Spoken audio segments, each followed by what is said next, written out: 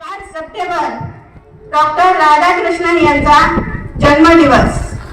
Doctor Radhakrishnan हे शिक्षक होते आणि त्यांना नेहमी वाटायचं की या सर्व शिक्षकांचा कुठेतरी आज त्यांचा सन्मान झाला पाहिजे, त्यांच्या कार्याचं फळ त्यांना मिळालं पाहिजे, म्हणून त्यांना नेहमी वाटत होता आणि त्यांचा वाढदिवस हा वाढदिवस म्हणून न साजरा करता माणसाने माणसाशी माणसा समवागणे.